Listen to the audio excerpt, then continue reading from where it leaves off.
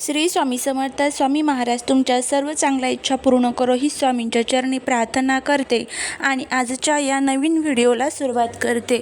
दर 3 वर्षांनी येणारा आणि हिंदू धर्मात अत्यंत पवित्र मानला जाणारा अधिक मास म्हणजेच आपला लाडका धोंड्याचा महिना 2026 मध्ये येत आहे.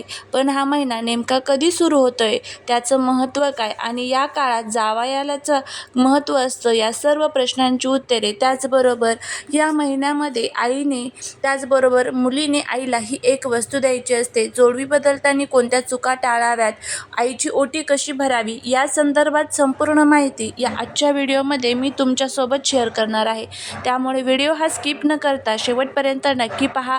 चॅनलवरती नवीन असाल तर चॅनलला सबस्क्राईब करा आणि असेच माहितीपूर्ण नवनवीन व्हिडिओ पाहण्यासाठी बेल आयकॉनलाही प्रेस करा, म्हणजे जेव्हा कधी मी नवीन व्हिडिओ अपलोड करेल त्याचं नोटिफिकेशन सर्वात अगोदर तुम्हाला भेटेल आणि तुम्ही एक पण व्हिडिओ मिस करणार नाही. त्याचबरोबर कमेंटमध्ये ओम नमो भगवते वासुदेवाय नमः लिहायला अजिबात विसरू नका, जेणेकरून भगवान विष्णूंची तुमच्या कुटुंबावर, मुलांवर अगदी भरभरून अशी कृपा होईल. सर्वात महत्त्वाचा प्रश्न म्हणजे 2026 मध्ये अधिक मास कधी आहे? तर 2026 मध्ये ज्येष्ठ महिना अधिक आहे, म्हणजेच यावर्षी 2 ज्येष्ठ महिने असणार आहे. सुरुवात ही 17 मे 2026 वार रविवार या दिवशी होत आहे आणि समाप्ती ही 15 जून 2026 वार सोमवार या दिवशी होत आहे. यामुळे 2026 हे हिंदू वर्ष 12 ऐवजी 13 महिन्यांचे असणार आहे. आता जाणून घेऊया अधिक महिना का येतो आणि अधिक महिना म्हणजे काय. सूर्याचे सौर वर्ष 365 दिवसांचे असते आणि चंद्राचे चंद्रवर्ष हे 355 दिवसांचे असते. या दोन्ही वर्षांमधील जो 11 दिवसांचा फरक असतो तो भरून काढण्यासाठी दर 32 महिने 16 दिवस आणि 8 तासांनी एक अतिरिक्त महिना पंचांगात जोडला जातो. यालाच आपण अधिक मास, मलमास किंवा पुरुषोत्तम मास असे म्हणत असतो. या महिन्याला पुरुषोत्तम मास का म्हणतात? असं मानलं जातं की या महिन्याचा कोणताही स्वामी नव्हता, तेव्हा भगवान विष्णूंनी या महिन्याला स्वतःचे पुरुषोत्तम हे नाव दिले. या काळात केलेले जप, तप, दान आणि पूजा याचे फळ इतर महिन्यांपेक्षा अधिक पटीने जास्त मिळते. या महिन्यात 33 अंकाला विशेष महत्त्व असते. 33 अनारसे, 33 वस्तूंचे दान केले जाते. या काळात विवाह, मुंज, गृहप्रवेश किंवा नवीन वस्तूंची खरेदी यासारखी मंगल कार्ये वर्जी मानली जातात. महाराष्ट्रात या महिन्याला धोंड्याचा महिना म्हणतात. या काळात जावयाला विष्णू स्वरूपी मानून त्याला सासरी जेवायला बोलावले जाते. जावयाला चांदीच्या किंवा तांब्याच्या ताटात 33 अनारसे ठेवून वाण दिले जातात. या परंपरेमुळे कौटुंबिक नातेसंबंध अधिक दृढ होतात. हा महिना भगवान विष्णूंना समर्पित असल्यामुळे त्यांची भक्ती करणे सर्वात महत्त्वाचे मानले जाते. रोज घरामध्ये ओम नमो भगवते वासुदेवाय नमः या मंत्राचा 108 वेळेस जप करावा. शक्य असल्यास दररोज विष्णू सहस्रनामाचे पठण करावे किंवा श्रवण करावे. देवघरात देवापुढे या संपूर्ण महिन्यात अखंड दिवा, नंदादीप लावणे अत्यंत शुभ मानले जाते. त्याचबरोबर मंदिरात किंवा नदीकाठी दीपदान करणे, यामुळे आयुष्यातील अंधकार दूर होतो. गरजू व्यक्तींना अन्न, वस्त्र किंवा धार्मिक पुस्तकांचे दान करावे. या महिन्यात भागवत कथेचे श्रवण किंवा वाचन करणे मोक्षदायी मानले जाते. पोथी स्वरूपात अधिक मास महात्म्य बाजारात मिळते, त्याचे दररोज एक अध्याय याप्रमाणे वाचन करावे. कौटुंबिक सौख्यासाठी रामरक्षा स्तोत्राचे रोज पठण करावे.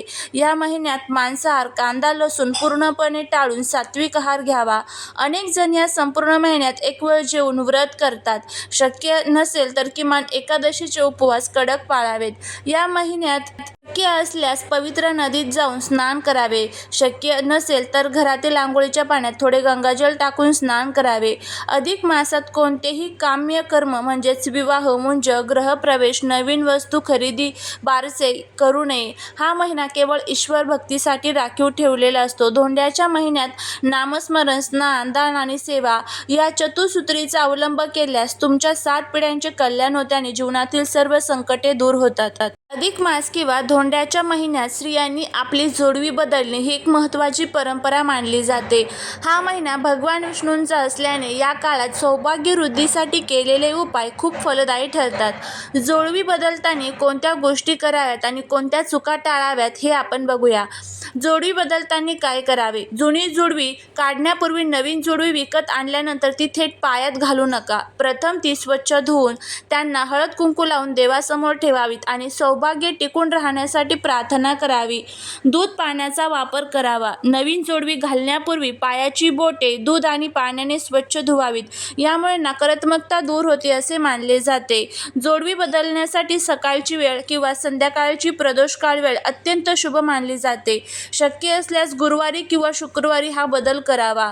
जोडवी नेहमी चांदीचीच असावी. शास्त्रात पायात सोन्याचे दागिने घालणे वर्ज्य मानले जाते, कारण सोने हे लक्ष्मीचे प्रतीक असून ते कमरेच्या खाली घातले जात नाही.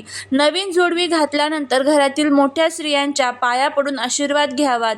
त्यानंतर सर्वात महत्त्वाची चूक म्हणजे जुनी जोडवी काढून बोट पूर्णपणे रिकामे ठेवणे. जुनी जोडवी काढण्यापूर्वी नवीन जोडवी जवळ ठेवावीत किंवा पायाच्या बोटात एखादा काळा धागा बांधून मगच जोडवी बदल करावा. बोट कधीही सुने रिकामे ठेवू नये. स्वतःचीच वापरलेली जोडवी कधीही दुसऱ्या स्त्रीला देऊ नका आणि दुसऱ्याची वापरलेली जोडवी स्वतः घालू नका. यामुळे सौभाग्य आणि ऊर्जेची हानी होते असे मानले जाते. जर जोडवी मोडली असतील किंवा झिजली असतील तर ती तशीच घालू नका. अधिक मासात नवीन आणि अखंड जोडवी घालणे समृद्धीचे प्रतीक मानले जाते. सहसा जोडवी दुसऱ्या बोटात घातली जातात. ती खूप घट्ट किंवा सैल नसावी, ज्यामुळे तुम्हाला चालताना त्रास होईल. जुनी जोडवी इकडे तिकडे फेकून देऊ नका. ती सोनाराला देऊन नवीन दागिना बनवण्यासाठी वापर करा. सुरक्षित ठिकाणी तुम्ही ठेवू शकता. अधिक मासात जोडवी बदलण्याने पतीचे आयुष्य वाढते आणि घरातील दारिद्र्य दूर होते. या महिन्यात चांदी दान करणे किंवा चांदीच्या वस्तू खरेदी करणे अक्षय फल देणारे ठरत असते. अधिक मास किंवा धोंड्याच्या महिन्यात आई मुलीच्या नात्याला आणि त्यांच्या सौभाग्य वृद्धीला विशेष महत्त्व दिले जाते. या पवित्र महिन्यात मुलीने आईची ओटी भरणे आणि तिला एखादी विशेष भेटवस्तू देणे हे दोन्ही कुटुंबासाठी सुख समृद्धी घेऊन येते असे मानले जाते. ओटी भरणे हे आदराचे आणि शुभ शकुनाचे प्रतीक आहे. अधिक मासात ओटी भरताना काय करायचं असतं तर सर्वात महत्त्वाचं, मुलगी आईची या महिन्यात ओटी का भरत असते तर बघा, थोडक्यात सांगायचं झालं तर आईने आपल्याला जन्म दिला, वाढवले आणि संस्कार दिले, त्याबद्दल कृतज्ञता व्यक्त करण्याचा हा एक पवित्र मार्ग आहे. आईच्या पदरात सुख आणि समृद्धी टाकून तिचे आशीर्वाद घेणे हेच या परंपरेचे मुख्य वैशिष्ट्य असते. त्यामुळे अधिक महिन्यामध्ये मुलगी जी आहे तर ती आईची ओटी भरत असते. आणि बघा, ज्योतिषशास्त्रानुसार आई ही चंद्राचे प्रतीक आहे. जर एखाद्या मुलीच्या पत्रिकेतील चंद्र कमजोर असेल किंवा तिला मानसिक त्रास होत असेल तर अधिक मासात आईची ओटी भरून तिचे आशीर्वाद घेतल्याने चंद्रदोष दूर होतात. यामुळे मुलीचे मन शांत राहते आणि तिच्या आयुष्यात सुख समृद्धी येते. त्याचबरोबर अधिक मासा भगवान विष्णूंचा महिना आहे. विष्णूच्या पूजेसोबतच त्यांच्या शक्तीची म्हणजेच लक्ष्मीची पूजा करणे फलदायी मानले जाते. मुलगी आपल्या आईला घराची अन्नपूर्णा आणि लक्ष्मी मानते. तिची ओटी भरून मुलगी एक प्रकारे आदिशक्तीचा सन्मान करते, ज्यामुळे आईला अखंड सौभाग्य आणि आरोग्य देखील लाभत असतं. आता त्यानंतर बघूया की मुलीने आईची ओटी कशी भरायची. आणि सर्वात महत्त्वाचं, आता आईची ओटी भरत असताना मुलीने एक सर्वात महत्त्वाची वस्तू जी आईला द्यायची आहे त्याबद्दलची माहिती बघा. शक्य असल्यास आईला तिची आवडती साडी किंवा खण अर्पण करावा. अधिक मासात पिवळ्या किंवा विटकरी रंगाच्या साडीला जास्त महत्त्व दिले जाते. ओटीमध्ये हळदी कुंकू, अक्षदा, सुपारी आणि महत्त्वाचे म्हणजे जोडवी किंवा तुम्हाला जे शक्य होईल ते सामान ठेवावे. ओटीमध्ये नारळ हे असावेच. 5 प्रकारची फळे ठेवावी. अधिक मासामध्ये थोडेसे गव्हाचे दाणे सुद्धा आपल्याला टाकायचे असतात. आईला पाटावर बसून तिची मनोभावी ओटी भरावी आणि तिच्या पाया पडून आशीर्वाद घ्यावा. यामुळे मुलीच्या आयुष्यातील अडचणी दूर होतात आणि आईला दीर्घायुष्य देखील लाभत असते. जर तुम्हाला असं वाटत असेल की आईला एक विशेष खास वस्तू आपल्याला द्यायची आहे तर बघा, जर तुम्हाला असं वाटत असेल तर मग मुलगी आणि आई दोघींनी एक फायदा होईल, तर ती म्हणजे चांदीची जोडवी किंवा चांदीचे नाणे जे आहे तर ते आपल्याला आईला द्यायचे आहेत. बघा, बघा, आईला चांदीची जोडी किंवा चांदीची वस्तू दान केल्याने मुलीच्या पत्रिकेतील चंद्र बलवान होतो आणि चंद्र हा मनाचा कारक आहे. त्यामुळे मुलीला मानसिक शांतता मिळते आणि तिचे वैवाहिक जीवन हे खूप सुखी होते. आता जर चांदीच्या वस्तू देणे शक्य नसेल तर त्याऐवजी तुम्ही तांब्याचा कलश द्या किंवा विष्णू सहस्त्रनामाचे एखादं पुस्तक देऊ शकता किंवा मग धार्मिक ग्रंथ देऊ शकता, तुळशीचे रोप देऊ शकता. यथाशक्ती तुम्हाला जमेल त्या पद्धतीमध्ये एखादी भेटवस्तू जी आहे तर ती तुम्ही देऊ शकता. अशा पद्धतीने आपल्याला हा अधिक महिना जो आहे तर तो साजरा करायचा आहे. व्हिडिओ जर आवडला तर लाईक, शेअर, सबस्क्राईब करा. भेटूया पुढच्या एका छानशा नवीन व्हिडिओत एका नवीन माहितीसोबत. तोपर्यंत सर्वांना श्री स्वामी समर्थ.